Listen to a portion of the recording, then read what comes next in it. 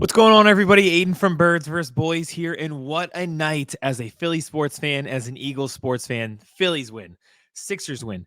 A.J. Brown extended, and Quinyon Mitchell falls all the way to 22 for the Eagles to draft him. Someone we thought we'd have to trade up for to 14, 15, 16 just to have a chance to get him. The number one cornerback in the draft falls all the way to 22. It was a fantastic night. How do we keep that momentum going for the Eagles in day two and rounds 2 and 3 of the NFL draft? We'll talk about it right here. Before we do, make sure to subscribe to our YouTube page at Birds vs. Boys Pod. Thank you to everybody who tuned in. We had 11,000 viewers on the live draft stream last night for round 1. It was a lot of fun. A lot of shocking stuff happened, and it's going to continue tonight with rounds 2 and 3. Now, the Eagles have 2 picks at 50 and 53. I have decided to do this as like a mock draft just to kind of see how the board would play out ahead of them as I sit there kind of in the middle with those 2 selections. So here's what I'm going to do. I'm going to talk about some guys that got drafted in this mock draft ahead of them, some guys that I think would still be on their board. We'll see if they actually last to pick 50 or 53.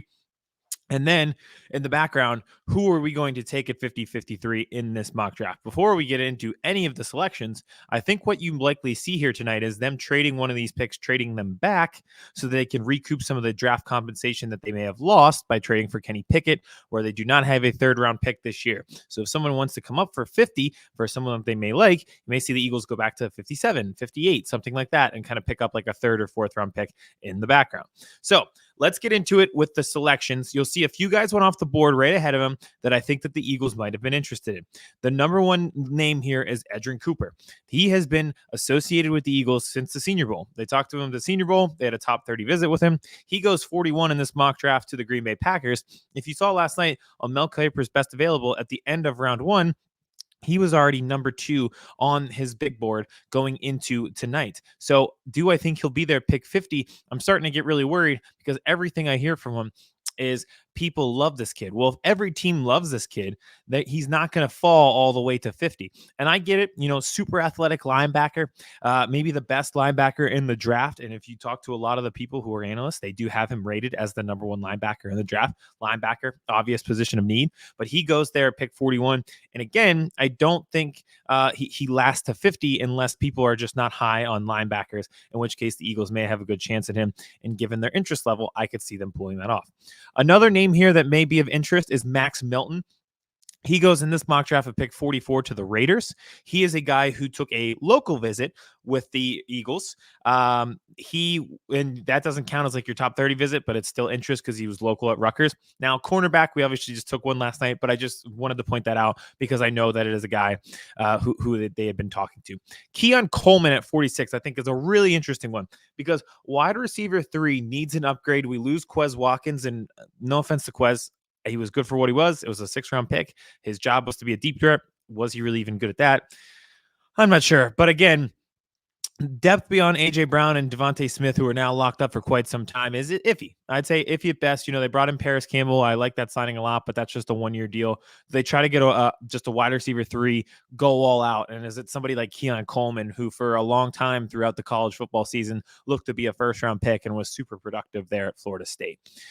So those are just a few names that I saw here that might be interesting. A lot of Jalen Polk actually is another one in that wide receiver 3 category that I think might be interesting. So going into it in pick 50 and 53, if those guys are for some reason are off the list, let's see who's left here. I'm going to point out Tyler Nubin. He's a safety. I don't know the need for safety after taking Sidney Brown in the 2nd round of last year's draft. They locked up Reed Blankenship this year. They signed Chauncey Gardner-Johnson in the offseason. Is that a position that they're going to be targeting? I don't know. I just want to point out Nubin because Kevin and I are both really high on him as a prospect. And it's just like if you want that type of ball hawk safety, Tyler Nubin would be that. So that's a really interesting one. I think the prospect I'm going to draft, and I want to point out 2 guys here. Cooper Beebe, the offensive guard from Kansas State. So I wanted to pull up his little draft card because I thought it was really funny. Well-leveraged lineman with elite mass and physicality. I'll take any lineman if the descriptives of him are elite mass and physicality. I thought that was so funny. But to also point out another thing as to why they may be taking someone like this, look at this. day one position flex lineman with experience at both guard and tackle spots. So last year they take Tyler Steen, and it does seem like the plan is for him to start at right guard this year. Even if he doesn't work out, the need for depth and have that six man, if we want to take a basketball approach to it, on that offensive line is so key. Because think about it, Tyler Steen played last year, Sua Opeta played last year. Those guys were in because Cam Jurgens, Landon Dickerson both missed time. We've talked about how crazy it gets for the Eagles when Lane Johnson gets out. They become a whole different offense. They become this anemic offense when Lane Johnson isn't in there. So if Cooper can be that, like, swing man, six man of the rotation on the offensive line, they need that depth. It's something that they've invested in the past. They've invested multiple second round picks recently into that guard position. Think about it. Landon Dickerson, Cam Jurgens, who moves from guard to center now, and then Tyler Steen. So it's a position that they often covet. So we'll see how it works out. There was another guy close to this, opposite side of the ball. We'll see if everybody else is thinking what I'm thinking. I'm going to draft BB here at 50 and see if my guy lasts to 53. We will see. All right. So I want to go over some of the linebacker positions here and then the guy that I'm going to draft because I see a bunch of them here. One of the guys went off the board here at pick 52 to the Rams, and that's Junior Colson, the linebacker from Michigan. In the last fourth round mock draft that I did before the draft in general, I took Junior Colson to the Eagles.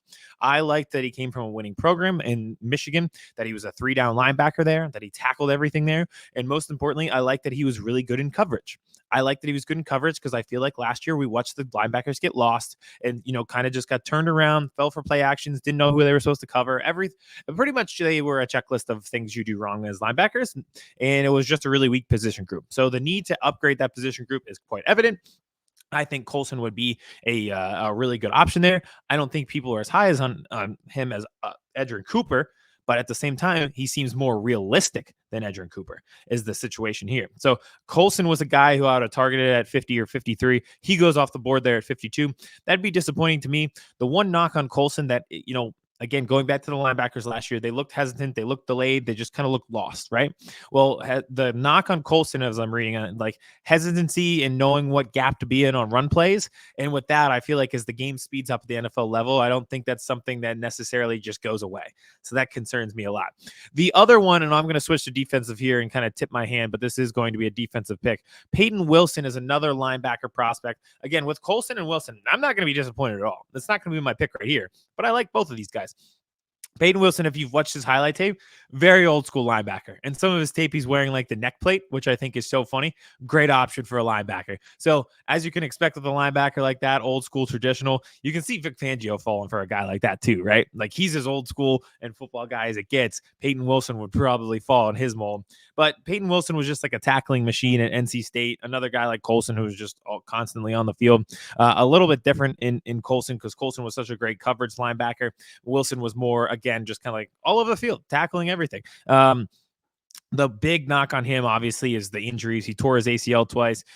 We've talked about it. He's had multiple surgeries beyond just the two torn ACLs. He hurt his shoulder as well. He's going to be 24 when the season starts. So a lot of wear and tear on the body already for a linebacker who loves to play around the ball, but playing around the ball and being a little bit leaner has caused him to have some serious injuries. That injury history is piled up before he even made it to the next level at the NFL level. And hey, if you're an Eagles linebacker, you're going to be asked to do a lot, and you're going to be asked to make a lot of tackles here. And right now, between Wilson and Nakobe Dean, the knock on Dean was he's a little bit smaller, and I love Nakobe Dean, and I love that pick, especially in the third round when we got him.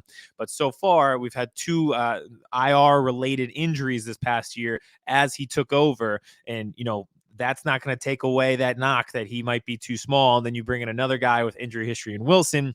You start to play a really risky game there. So I'm going to pass on the linebackers, and everyone might absolutely just kill me for it. And I'm sorry. The person I'm going to take here is Mike Sandstrill, the cornerback from Michigan. Sandrill, I'm sorry. But you're going to say, we just took corner last night. Why are we taking corner again? That makes no sense. Sandrill is the best slot corner in the draft. They brought back Avonte Maddox, but that is just a short-term 1-year deal. I think Maddox is good. Another guy with injury history. He doesn't seem to be the long-term solution there, and he doesn't have a lot of guaranteed money. He may, I don't even know if he makes it through training camp. I'd assume so, and I hope so because I like Avonte Maddox so much, but they don't really have a lot tied into him. and they have nothing tied into him beyond this year. So Sanders still, again, best slot corner, coverage corner in the draft. I think he could be the long-term solution there at slot corner. And we're talking about, like, I know that linebacker is a position of need. I think slot corner would be a position of need as well, especially considering, that think about the way the NFL is trending and the way Debo lines up in the slot and CeeDee Lamb lands up in the slot. And to have a guy like that, and I'm going back to like my take on what the Eagles should be doing, and it's best players, best teams. So Junior Colson, Mike Sanders, still these guys who played on an elite level defense there in college. I'll just read some of the strengths here. Shows impressive adaptability with his technique on his pedal and off man and zone. So that actually kind of reminds me of Quinyon Mitchell.